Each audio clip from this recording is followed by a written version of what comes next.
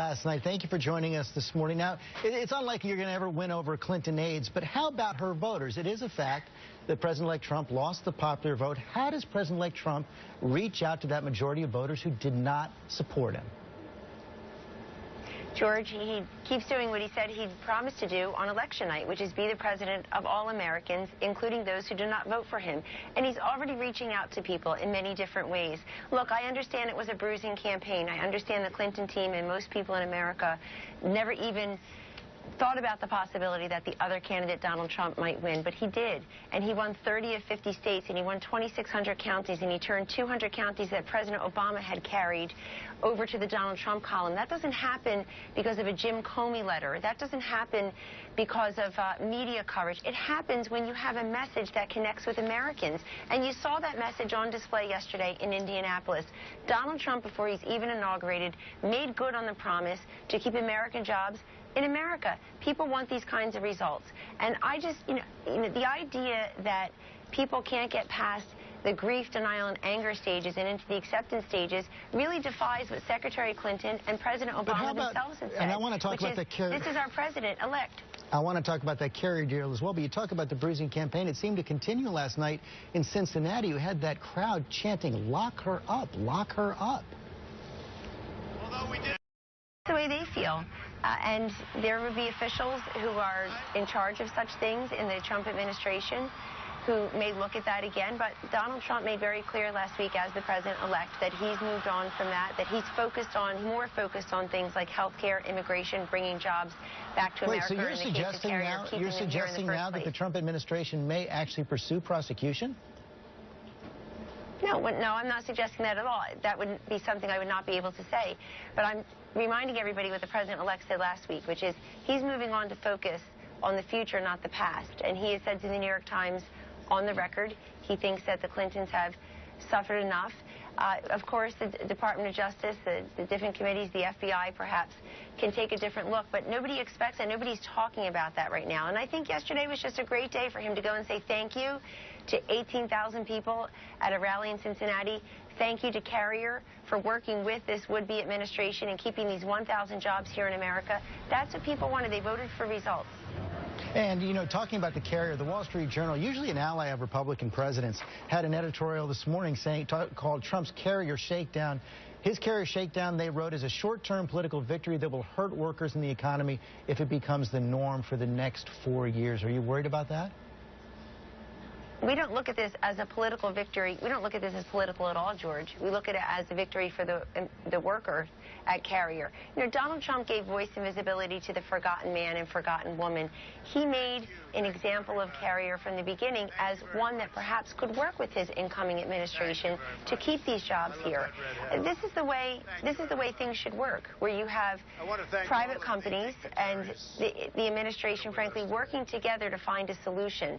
This has been people's frustration with Washington for decades, is that you're not forced to solve anything, you're just forced to talk about it. You saw on display last night the way things in a Trump-Pence administration. The USA is open for business. We also heard a lot from President Trump this week on Twitter. He sent out that tweet saying that he would have won the popular vote if millions of illegal voters had not voted. That claim is groundless. Isn't it irresponsible for a president-elect to make false statements like that? I think it's groundless.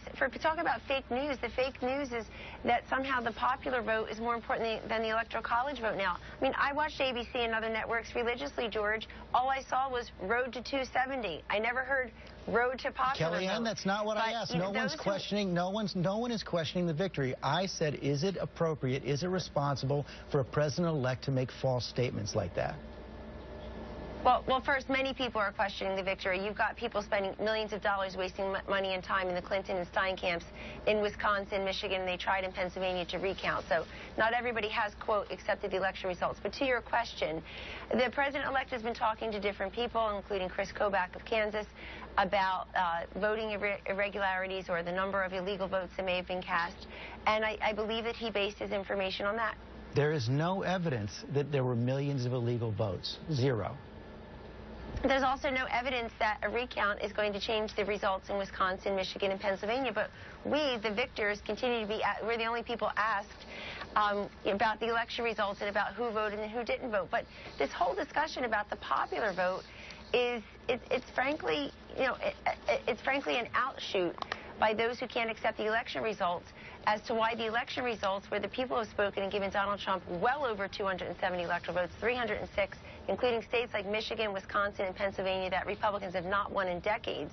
They're just trying to deny him his rightful victory. And I think those who won't accept the election results and are engineering this of money, millions of dollars waste of money in these states recounting the vote, George, really should be asked the question, why can't you allow this president-elect to form his government the way President Obama and Secretary Clinton have suggested they would like him to do? Is that statement by President-elect Trump true?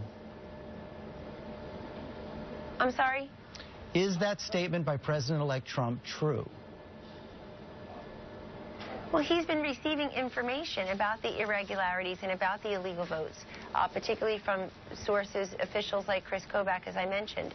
But he is messaging to his supporters and to the rest of the country the way he feels, just the way the Clinton team is pretending that the scapegoat in this election is Jim Comey, pretending that a lack of an economic message for those who feel that their jobs are being threatened is sufficient. A lack of a message that really gave a visionary, uplifting, aspirational way of looking at things in those closing days. I mean, Hillary Clinton's message was all negative.